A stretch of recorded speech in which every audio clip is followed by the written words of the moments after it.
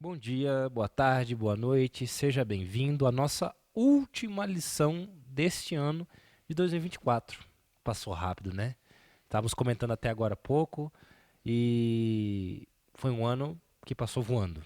É impressionante, já vamos chegar em 2025 e aí estudaremos uma nova lição com um novo tema, mas o importante é que permaneçamos aqui em fé, acreditando no sacrifício que comentamos na última semana. Que Jesus possa ser seu amigo pessoal, assim como era de Maria, Maria Madalena, seus amigos, seus irmãos, e que possamos estar juntos, né, quando ele voltar. Não foi em 2024, mas quem sabe em 2025, não é? Bom, o que interessa é que estamos aqui então para fazer esse estudo. E é claro, não vou fazer esse estudo sozinho. Hoje quem está aqui conosco, aqui comigo, meu pai, professor Celso Ferrarese. Por favor, papai, manda um abraço para o pessoal que está em casa. Uma alegria estar aqui mais uma vez para estudar a palavra de Deus. Que Deus esteja com todos, que o Espírito Santo possa nos guiar nesse processo de entender aí esta última e tão importante lição que temos. Amém. Bom, e como é costume, né? Nós que estamos aqui, você que está em casa, nós vamos fazer uma oração para que a gente possa então iniciar aqui o estudo da lição, abrir a Bíblia com calma e ver então essa lição que tem como título Epílogo, Conhecendo Jesus e a Sua Palavra. É até um pouco engraçado, né? Como assim? Conhecendo Jesus e a Sua Palavra depois de 3 anos e meio, agora que eles vão conhecer a palavra? Enfim, vamos falar mais sobre isso. Se você puder, feche os seus olhos. Se você não tiver condições nesse momento, às vezes você está dirigindo, num local aí que você está andando, não sei, apenas medite nas palavras e vamos pedir ao Espírito Santo que nos abençoe. Oremos. Querido bom Deus, amado Pai, Senhor Espírito Santo, nós te pedimos nesse momento que o Senhor nos abençoe, venha tocar os nossos corações, as nossas mentes, que esteja dirigindo o estudo que faremos neste momento. Esteja com cada um que nos ouve e nós que aqui estaremos dirigindo neste momento o estudo da Tua Palavra. É o que pedimos e agradecemos em nome do nosso Senhor Jesus. Amém. Amém. Bom, a lição de número 13, então, né, como eu já fiz pequena introdução, é justamente isso. 3 anos e meio se passaram. Jesus, por diversas vezes, disse que morreria, por diversas vezes disse que ressuscitaria, e mesmo com todos os milagres, com todas as coisas que ele disse, com todas as coisas que ele fez, quando as coisas finalmente se concretizaram, 3 anos e meio depois, os discípulos, nós podemos usar assim, né, essa expressão, fraquejaram. Né, eles tiveram um grande momento de dificuldade, o baque, o impacto da morte de Jesus foi muito forte. Quanto mais a ressurreição, né, a ressurreição então foi algo assim grandiosamente impactante na vida deles. Mas Jesus, como sempre faz, prometeu que não nos deixaria sozinho e esteve com eles um determinado tempo. Né, o livro de João vai retratar aí um dos últimos encontros que eles tiveram, que foi lá na Galileia, né? E a gente sabe, estudando os outros livros, né, Lucas e tal, que Jesus ainda passou um período, não foi só esse encontro, foram 40 dias aqui instruindo sobre eles. Mas a questão é, como é que é possível para essas pessoas que estiveram 3 anos e meio convivendo com ele, ainda assim não entenderem sobre isso?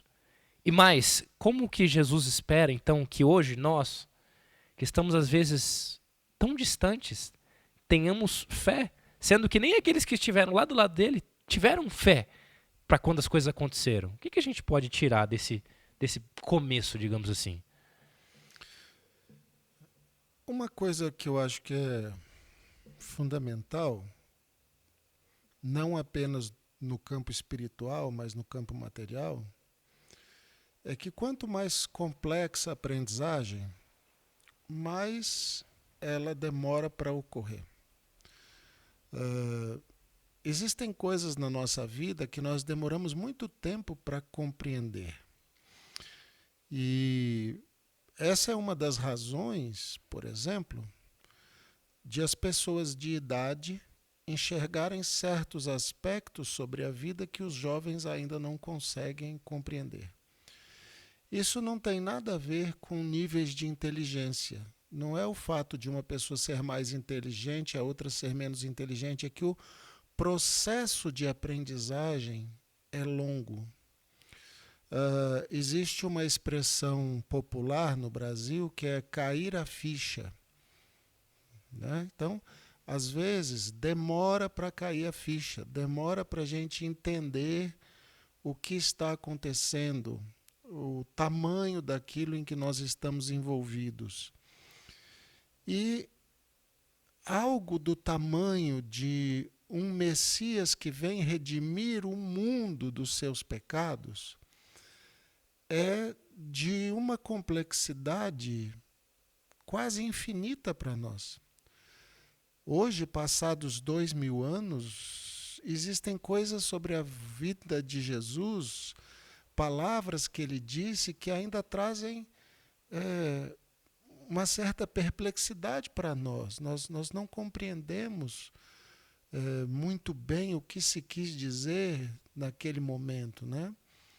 Por exemplo, existe uma passagem em que os fariseus estão questionando Jesus, por Jesus dizer que era filho de Deus, e Jesus cita o Salmo 82, assim, os salmos dizem, vocês são deuses. O que significa vocês são deuses? Por que Jesus retoma isso? Eu já vi discussões de teólogos, assim, discussões infindáveis sobre essa frase de Jesus, que terminam em indagações ainda. Então, não é tão simples você estabelecer um relacionamento com Cristo ao ponto de você poder dizer, eu sou um amigo real de Cristo, eu permaneço em Cristo. Por isso é que o processo que nós chamamos na Igreja Adventista de processo de santificação é conhecido como o processo de uma vida inteira, né? Eu estou na Igreja Adventista há mais de 40 anos. Eu fui batizado 44, 45 anos atrás. Existem muitas coisas da igreja que eu ainda tenho dificuldade para compreender, porque elas são muito complexas. E o aprendizado é assim, ele é lento, ele tem um tempo de maturação. Isso é assim na escola. Existem coisas na escola que nós estudamos num ano e só vamos entender no outro. Existem coisas que o professor diz para a gente na escola que passados 2, 3 anos a gente vai lembrar e vai dizer, então era isso que o professor estava dizendo. Então era isso. Agora que eu vim entender. Então, no cotidiano, no dia a dia, a aprendizagem tem o seu tempo. Na vida espiritual ela tem o seu tempo. E é por isso que nós devemos ser mais compreensivos com as pessoas que estão dentro da igreja, que estão tentando esta aprendizagem, buscando esse conhecimento, porque a vida cristã é de uma complexidade, de uma beleza que demandam muito tempo. A santificação demanda muito tempo. A gente não estala o dedo e é amigo de Jesus. Não é assim que funciona. A nossa natureza e as coisas que o mundo ensina exigem de nós tempo. Tempo que Jesus, como Criador, sabia que era necessário. Então ele não vem para acusar os discípulos depois da ressurreição. Falei tudo, disse tudo, e vocês nada, estão aí pescando, deviam estar pregando o evangelho. Não, ele vem, ele faz comida, ele traz pão, ele conversa, ele sabe que esses homens estão no processo de santificação e que eles alcançariam o seu ápice perto da morte, né? Então, é esse carinho, essa paciência, essa compreensão que às vezes nos falta em relação aos irmãos, em relação a nós mesmos, às vezes em relação ao esposo, a uma esposa, a um filho, um pai, né? Nós queremos uma perfeição imediata que não existe, porque não é assim que funciona, né? Uhum. E aí, então, a gente pode pegar agora o capítulo 21, né? São 19 versículos aí que a lição traz. Versículo 21 até o 19, que é quando eles vão, então, se encontrar, certo? É quando você vai ter esse encontro lá na Galileia. E, basicamente, vão começar aqui vários trechos, né, digamos assim, em que Jesus vai se referir aos discípulos, vai conversar com eles, mas eu acho que o grande foco aqui será Pedro e João, né? A primeira pessoa, que digamos assim, a primeira parte vai ser que a lição comenta é a questão de Pedro, né?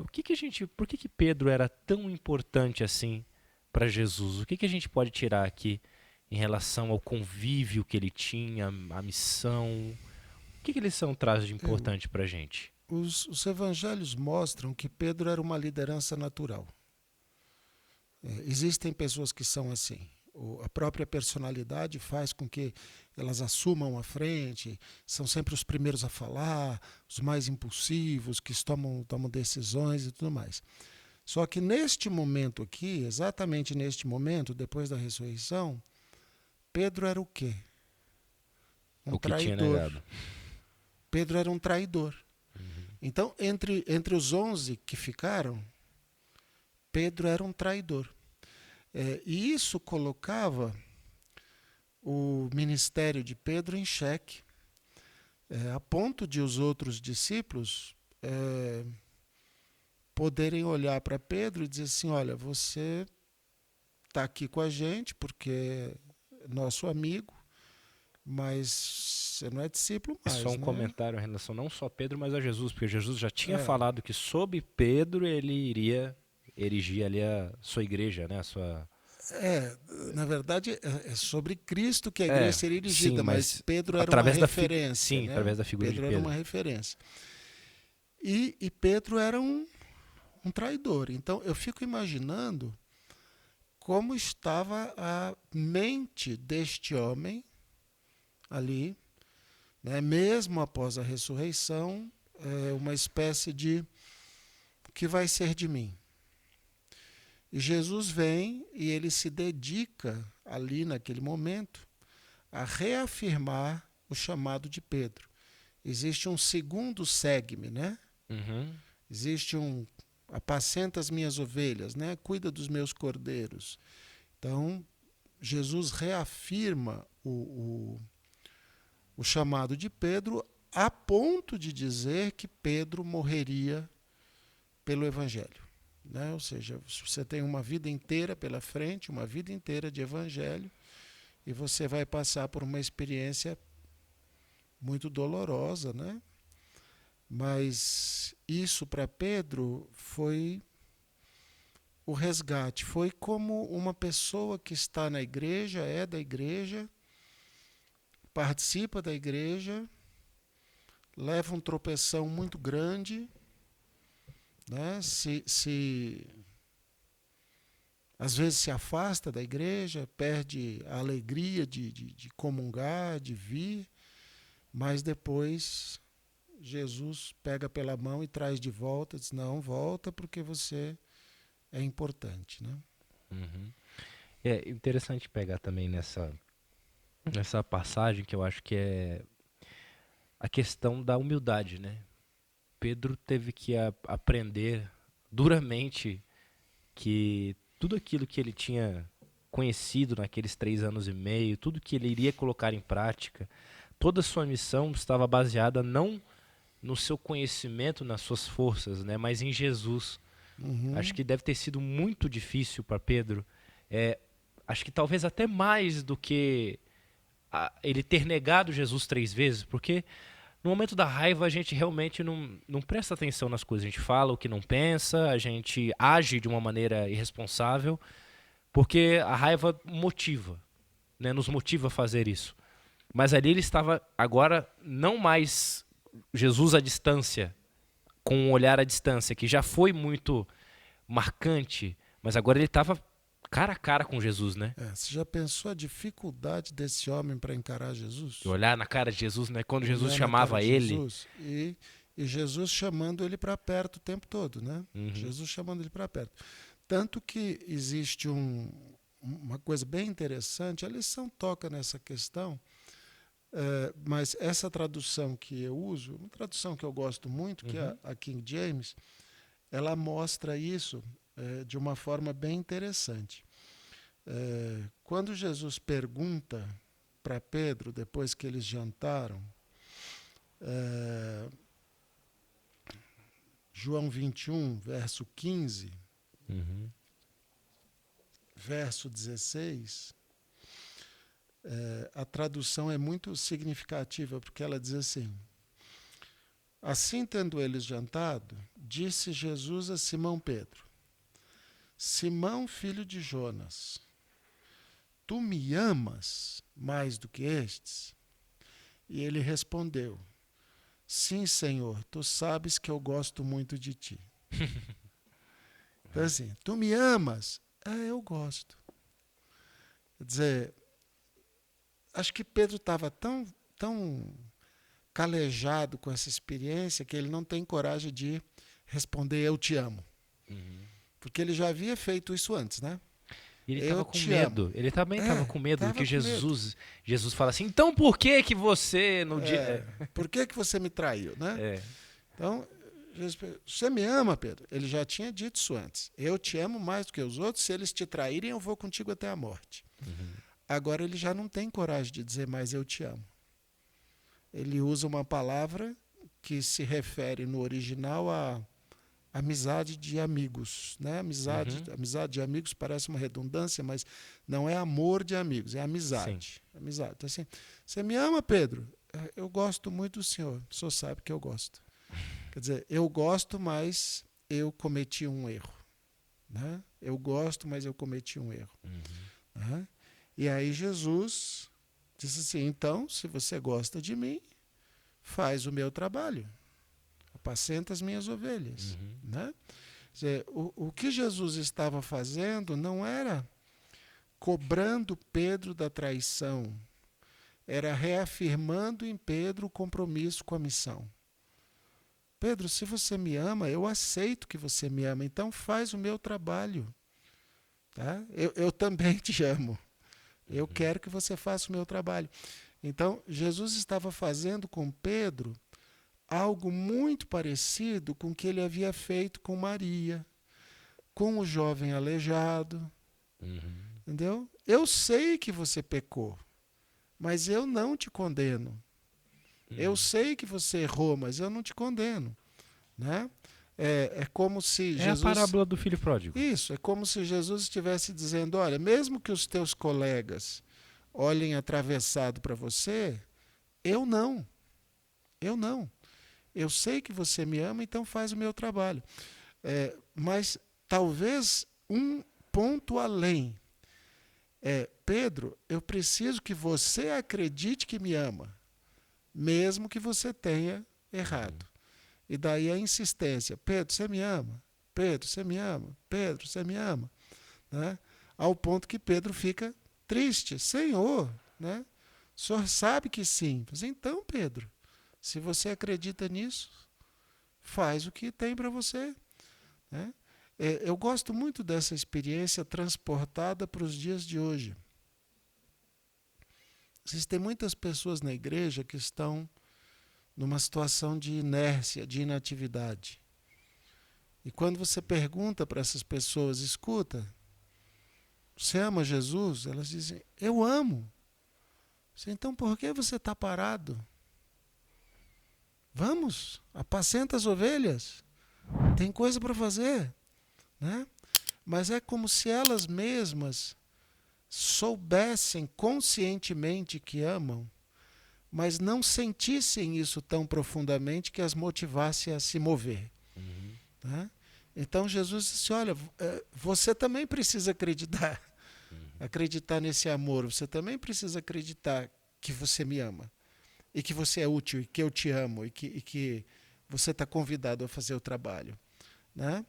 E existem muitas pessoas que passam anos na igreja amando a Cristo à distância.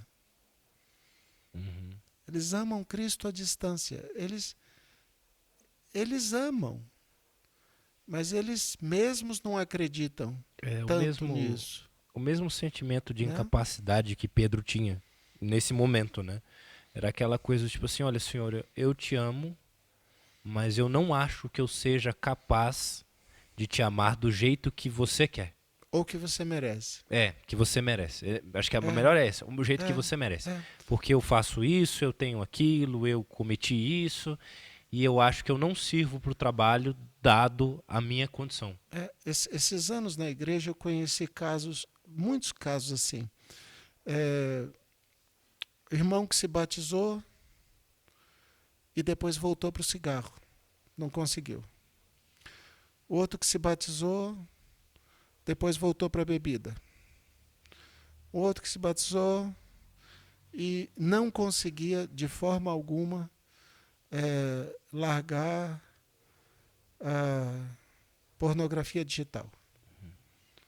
Não conseguia. Viciado. E aí a gente vai conversar com eles e eles dizem assim, eu amo a Cristo. Eu amo a Cristo do fundo do meu coração, mas eu sou o tipo de pessoa que não merece Jesus. O amor que eu tenho para dar não é o amor que Jesus merece. Então talvez ele não me queira na sua obra. E o que a gente precisa dizer a essas pessoas é que absolutamente isso não interessa para Jesus.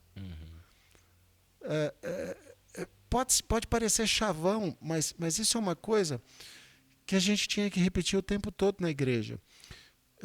Jesus não está focado no que você foi e no que você é. Porque ele sabe, é isso que interessa, o que você pode ser. Ele está focado no que você pode ser. Se você acreditar nesse amor verdadeiramente, ele está focado no que você pode ser. E Jesus deixou isso claro, ele não veio morrer pelos sadios, ele veio morrer pelos doentes. Então, são essas pessoas que têm esses problemas e que muitas vezes se afastam da obra, como Pedro, que estava ali com os colegas e olhou aquilo, devia ser horroroso para Pedro ficar no meio deles, porque acho que qualquer pessoa que olhava para ele já vinha o pecado dele na cabeça. Né? Eu já ouvi isso de pessoas na igreja, eu não vou para a igreja mais, porque todo mundo sabe que eu errei e eles ficam olhando para mim. Ou às vezes ele fala assim, né? Às vezes não é todo mundo que sabe, não foi algo público, mas tem alguém que sabe, e aí ele fala assim, toda vez que o fulano olha pra mim, Tá me ou eu cobrando. olho pra ele, é como se ele estivesse me cobrando, mesmo que ele não fale A nada. pessoa às vezes nem está pensando nada, ninguém está nem aí para o que aconteceu, mas o próprio pecador acha. E o diabo quer que ele ache isso mesmo. Acusador, né? Acusa, ó, fulano ali, ó, tá cobrando você. A igreja não quer você ali no meio. Então Pedro vira e diz assim, ó, tá meio chato aqui, eu vou pescar. Eu vou pescar. E é interessante que quem vai com ele, Tomé, que era outro, né, que tava, o outro que tinha, né? outro com a consciência meio pesada. Natanael, que tudo indica era meio depressivo, né? Já tinha passado por outros momentos, já tinha passado por outros. Então, assim, o povo da encrenca se juntou e... vamos pescar. Vamos pescar que a gente fica longe desse povo. Né? Eles param de olhar para a nossa cara. Mas isso, às vezes... E o que é interessante é que Cristo ele não vai no núcleo dos discípulos que não tinham problema, ele vai atrás dos que estavam com problema lá na praia. E ele chega para eles e diz assim, ó, vocês já comeram? Venham aqui, tem pão, tal. Perderam a noite de trabalho, joga a rede aí do lado direito da... Eles estavam ali a uns 60 metros da praia, mais ou menos. Tiveram que vir arrastando a rede dentro d'água, porque não dava para tirar. Mas Jesus ele vai atrás dessas pessoas. O problema é que, muitas vezes, nós atrapalhamos esse caminho de volta. Nós atrapalhamos. Então, o irmão ele chega para você e ele confessa, né? Irmão, eu confio em você, eu não parei de fumar. E você vira para ele e diz, vai para o inferno. Vai para o inferno, né? Assim não vai dar, né? Assim não Sem dá. Jesus Então, não perdoa. então é o seguinte, se afasta da igreja, quando você parar de fumar, você volta. Devia ser o contrário, né? Irmão, Jesus não está preocupado com isso. O sangue de Cristo é maior do que isso. Para um cara que está doente. Não, sai do hospital, quando você melhorar, você volta para o hospital. Mais ou menos isso. Então, irmão, isso é uma coisa muito pequena para o poder de Cristo. Você fumar, isso é muito pequeno. O poder de Cristo é muito maior do que você possa imaginar. Venha junto da força da igreja, a força dos irmãos, o amor dos irmãos, o amor da igreja, o amor de Cristo. A gente vai passar por isso. Não é você vai passar por isso, a gente vai passar por isso. Porque se o seu irmão está sofrendo, você tem que sofrer junto, porque você está sofrendo junto, porque o sofrimento do seu irmão é o sofrimento da sua família, a família da igreja. Então, muitas vezes, nós servimos de obstáculo, né? Ao ponto desse irmão virar e dizer assim, olha, está meio chato isso, eu vou pescar. Eu vou sumir para lá, e ele acaba atraindo outros que estão na mesma circunstância, que cometeram erros e sai. Então, essa experiência com Pedro é uma experiência riquíssima, né? Riquíssima. Jesus nem tocou no assunto da traição. Ele nem tocou no assunto. É como se ele dissesse assim, Pedro, o pecado que você cometeu é tão pequeno perto do meu sacrifício. O erro que você cometeu perto do que eu fiz por você é algo tão pequeno que a gente resolve isso facilmente. Mas você precisa acreditar nesse amor que você tem. E aí, né, já deram um sinal lá pra gente já ir terminando, mas e João? Aonde que João entra nessa história? Porque quando Jesus chama então Pedro e fala, segue-me, né? Não agora num lado tão espiritual, mas no lado físico também. Ó, Pedro, vem comigo, vamos dar uma volta que eu vou conversar algumas coisas a mais com você. João vem vindo junto, né? E Pedro chega e pergunta, mestre, esse aí, vai vir também? Ou... João era meloso, né? Mas esse aí vai vir também ou é só eu e você, né? É claro que o mestre aparecendo para eles na praia, João não ia perder a oportunidade de ficar junto, né? Porque João estava o tempo inteiro junto. Onde Jesus estava, ele queria estar junto, ele gostava e tudo mais. Mas ele não estava na conversa, né? Então ele foi meio à distância. Ele foi meio à distância, assim, ó, eu estou aqui, eu estou olhando, eu estou ouvindo, mas... Olhando, vendo areia, olhando o mar. Não estou atrapalhando a conversa de vocês. E Pedro, ele sabia desse relacionamento de João, né? Desse apego que João tinha, essa coisa...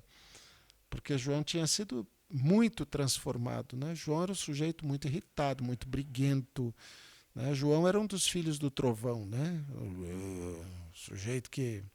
E ele tinha sido muito... Mandou descer fogo na cidade, essas coisas. Ele foi muito transformado, né? Muito. E Pedro perguntou dele, né? E o João, ele vai morrer também? Porque o senhor falou que eu vou morrer pelo evangelho, João vai morrer também? E Jesus diz uma coisa assim muito significativa. Jesus diz, Pedro, a vida espiritual é individual. Então, o que vai acontecer com João, em bom português, não é da sua conta. É João e Deus. Se Deus quiser que João morra, ele morre. Se não quiser que morra, não morre. Se quiser que fique para a eternidade, ele fica. Mas é você que tem que se preocupar com a sua vida e não com a vida do João, nesse sentido espiritual.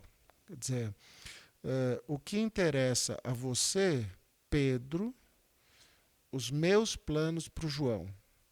Interessam os meus planos para você. Então, Jesus tinha acabado de dizer, ó, faça o máximo que você puder pelos seus irmãos, apacenta as ovelhas, mas a vida espiritual é individual. Não se preocupe com isso. Né? Até entenderam errado o que Jesus disse, ficaram achando que João não ia morrer. Não ia morrer e Jesus ia voltar antes de, né, quando João tivesse mais velhinho. Mas quando João, né, inspirado, ele falou assim, ó, não foi isso que ele disse, eu estava ouvindo a conversa. Ele disse que não era da conta de Pedro que ia acontecer comigo. Ele não falou que eu não ia morrer. Mas a mesma coisa precisa ser compreendida no hoje. Né? Os planos que Deus tem para cada um de nós dentro da igreja, se eles são aceitos, acatados, eles podem levar a caminhos muito distintos. E nós deveríamos ficar felizes por nossos irmãos estarem fazendo coisas diferentes do que aquelas que nós fazemos. Então, sei lá, eu tenho um irmão aqui dentro da igreja que está aqui no banco há 10 anos e ele resolveu de uma hora para outra que ele vai fazer evangelismo no presídio. Eu não sei se isso é um chamado de Deus, parece que é. E não sou eu que tenho que julgar se ele tem ou não tem condição de fazer evangelismo no presídio. Os planos dele com Deus são dele com Deus. E se ele for e fizer evangelismo no presídio, eu deveria ficar feliz. Ao invés de ficar dizendo, não, mas ele não tem condição de fazer evangelismo no presídio. Não, mas por que é ele que está fazendo? Não, por que não chamou o fulano? Porque o fulano tem mais experiência. Não, parar de criar obstáculo, parar de criar problema. Né? Se ele vai fazer, deixa ele fazer. Se ele vai produzir, deixa ele produzir. Você sabe muito bem, né, que este ministério da internet, mídia, né? da comunicação, ele não surgiu no distrito sem obstáculos. Quando o Tiago, que hoje está aqui nos dirigindo, começou esse ministério, houve pessoas que se levantaram e disseram, mas não, para quê? Por que ele? Né? Não. E o Tiago algumas vezes veio conversar comigo e dizia, vai filho, faça, vá, faça. Leva adiante. Você quer, leva adiante. Pode ser um chamado de Deus. Faça. Né? Por quê? Porque o nosso trabalho não é dizer o que cabe aos outros fazer ou deixar de fazer dentro da igreja. Isso é uma coisa que compete a Deus. Né? Deus é que vai dizer, eu estou te chamando para esse trabalho. Né? E olha a bênção que esse ministério é hoje para o distrito. E para as pessoas que assistem, milhares de pessoas que assistem as atividades. Então, a lição que Pedro recebeu naquela simples frase de Cristo foi, Pedro, a tua missão é tua missão, cuida da tua missão. Faça a tua parte. O resto da igreja, o João, o Natanael, o Lucas, o Mateus, isso é problema meu. Não te interessa o que vai acontecer. Então, você já tem uma missão, cumpre a tua missão da melhor forma possível e apoia os outros para que eles possam fazer. Né? Então, com isso, né, nós terminamos aqui esta lição. Espero que tenha sido proveitoso para todos, como sempre falo. Terminamos, então, o livro de João e nós temos inúmeras lições que nós podemos tirar. E eu queria só ler o último versículo, que João termina falando assim, capítulo 21, versículo 25. Ele diz assim, porém, ainda muitas outras coisas que Jesus fez. Se todas elas fossem relatadas uma por uma, creio eu que nem no mundo inteiro caberiam os livros que seriam escritos. Ou seja, se a gente pegar aqui cada lição dessa, cada lição, por baixo, tiver meia hora, foram 13 lições. Nós passamos, então, meia vezes 13, quase, vamos arredondar, 7 horas falando sobre o livro de João. Resumidamente. Resumidamente. Porque às vezes nós poderíamos passar 2, 3 horas falando sobre cada um dos eventos aqui. Isso é sobre um livro. Ou seja, quanto conhecimento há, para quantas experiências legais, quantas coisas boas para se aprender quando nós resolvemos estudar a Bíblia. E isso a gente sabe que é uma parcela assim, ínfima, muito pequena das coisas que nós temos para aprender do próprio Jesus quando o dia chegar. O nosso convite fica para você que nos escuta, mais uma vez.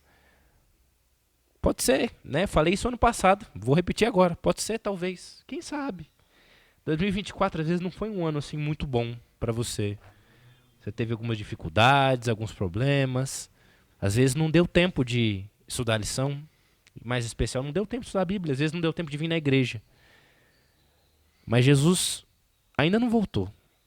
Ele está esperando eu e você. Às vezes, ele está esperando, sabe o que nós somos no começo? Aquele conhecimento que você aprendeu, aquela sementinha, ela demora um tempinho para germinar. E às vezes vai ser nesse ano que ela vai germinar no seu coração. No meu coração, no coração do meu pai, as pessoas que frequentam aqui. Não sei. E nem cabe a mim dizer se vai ou não vai. Mas o que cabe a nós é cada um fazer a sua parte que foi confiada. Que esse ano de 2025 possa ser um ano bom para você. Possa ser um ano que você vá se apegar aos estudos, que você volte para a igreja, quem sabe, se você saiu, ou se você já está aqui dentro, que seja um ano que você vá se dedicar ao trabalho. E como o próprio Espírito de Profecia fala, apressar a volta de Jesus, para que essas coisas que João falou aqui, que não cabem nos livros, a gente possa ouvir diretamente da boca de Jesus. Que Deus nos abençoe. Que essa seja uma, né? Não só essa, porque nós temos muitas motivações, mas quem sabe que seja uma das nossas motivações para esse próximo ano. E para você, se você nos ouve isso antes do dia 25, um Feliz Natal. Que Deus te abençoe e que o Natal possa ser um momento de reflexão por esse sacrifício que Jesus fez por nós e pelo presente que não é um carro, uma casa, sei lá, um celular novo, coisas que passam, mas uma salvação que vai durar para sempre. E para sempre não dá para medir. Não dá para dizer se é 10, 15, 20, 30, 40, 1000, 1.000.000.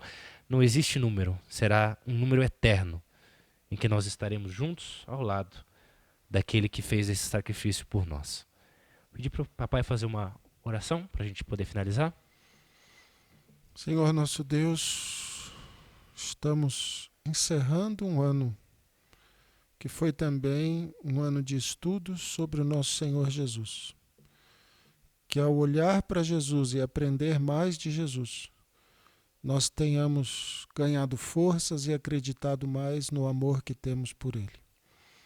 Que esse amor não só seja um motivo de crença, mas um sentimento real, um sentimento vivo, de permanência no Filho do nosso Deus, aquele que se deu inteiramente para nos salvar. Que essa esperança seja revigorada, que o próximo ano seja um ano de missão, de trabalho ao teu lado, espalhando o nome do Senhor Jesus para que outros tenham o privilégio que nós também temos de conhecê-lo. E que na jornada deste ano que está por iniciar, nós possamos andar sempre ao lado de Cristo. O mesmo desejo que João evangelista tinha de estar sempre próximo de Cristo, nós também tenhamos. É o que te pedimos no nome do Senhor Jesus. Amém. Amém. E até semana que vem, se Deus o quiser, e que nosso nome permaneça escrito no livro da vida. Tchau, tchau.